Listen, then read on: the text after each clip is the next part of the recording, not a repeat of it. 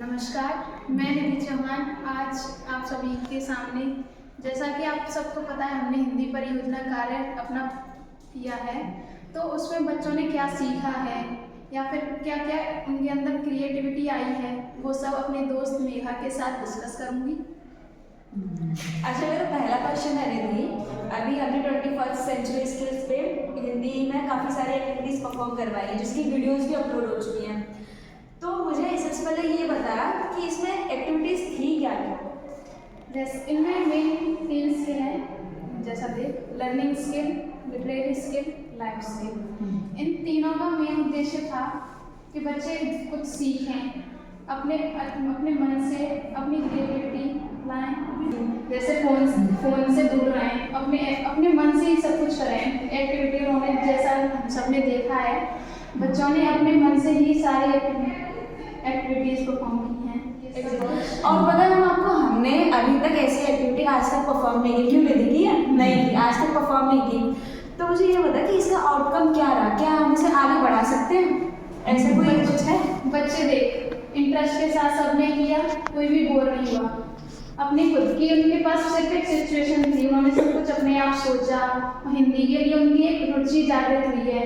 Exactly, board class में तो वैसे पढ़ते ही नहीं हिंदी। और जैसा कि मतलब तुमने भी तो खुद एक एक्टिविटी किया, मैंने तो कोई एक्टिविटी नहीं की, तो जे भी कोई कुछ एक्सपीरियंस हुआ होगा पता?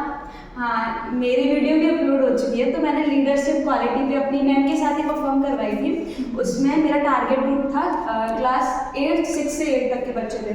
तो उन लोगों ने मैम आज तक हिंदी में इतना इंटरेस्ट नहीं लिया। वो इतने इंटरेस्ट के साथ आए, इतने उत्सुक होकर मुझसे सवाल पूछे। और क्योंकि नवोदय में तो यार लीडरशिप सबसे मतलब मेन है, क्यों 11th में हमने बहुत अच्छे से ये चीज़ एक्सपीरियंस की है, तो काफ़ी बढ़िया एक्सपीरियंस रहा। और मैंने ये पहली बार की, हम सब ने पहली बार कराई है, तो बहुत मज़ा आया। और सभी बच्चों को इसमें सच में बहुत मज़ा आया।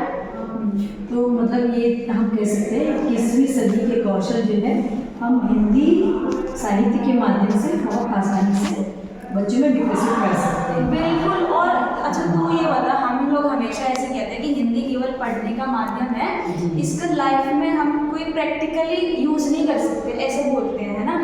लेकिन मैंने जो एक्टिविटी परफॉर्म करवाई, उसके बाद हमने वास्तव में पहली बार देखा कि यार हिंदी को प्रैक्टिकली यूज़ कर सकते हैं।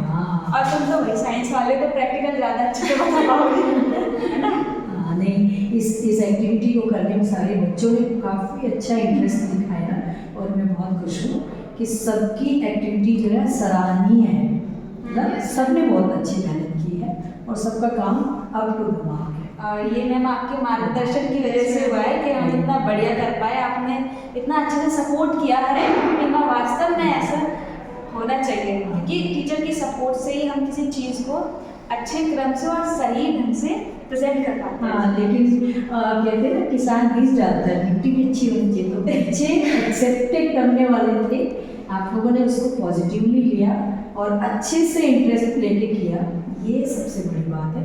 और टीचर स्टूडेंट्स मिलके जब किसी काम को करते हैं तो वो बहुत अच्छा हो जाता है ना? तो ऐसे ही हम हर सब्जेक्ट को टीचर स्टूडेंट्स मिलके इजी बना सकते हैं। खेल खेल में हम पढ़ सकते हैं और एक्टिविटी के थ्रू हम कर सकते हैं। और लर्निंग बाय डूइंग जो कहते हैं ना, हम स्वयं करके जब कोई काम करते हैं तो हमारा इंटरेस्ट और ज़्यादा इंक्रीज हो जाता है।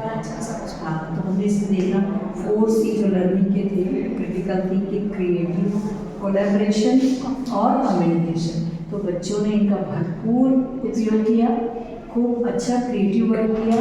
और कोलैबोरेशन, जब आप एक ग्रुप के साथ काम कर रहे हो तो आपने उस सबको कोलैबोरेट करके। और सबसे ज़्यादा लड़कों की एक्टिविटीज, मतलब हम सोच नहीं सकते लड़के इतना भी कर सकते हैं। हाँ, ये सब किया। जो बच्चे बिल्कुल इंटरेस्ट नहीं लेते थे हिंदी में, उन्होंने ये बढ़ चढ़ के हिस्सा लिया और अपनी एक्टिविटी प्रस्तुत की। तो अमेजिंग। मेरे लिए भी एक नया एक्सपीरियंस हुआ। मैं तो सोच रही थी पता नहीं बच्चे करेंगे कि नहीं करेंगे, मगर मैंने जैसे ही कहा और सब बच्चों ने कोऑपरेट किया, A to Z, मतलब each and every students can. तो सबका इंटरेस्ट इसमें आया है। तो ये बहुत ही मतलब अच्छा एक्सपीरियंस है मेरे लिए, हमारे लिए भी। और हम ये कह सकते हैं कि हाँ भाई, खेल खेल में पढ़ाई हो सकती है। बिल्कुल बिल्कुल। तो चलो, आगे के लिए और भी बच्चों को मोटिवेट करना है ताकि वो भी इस काम को आगे बढ़ा सकें। Thank you.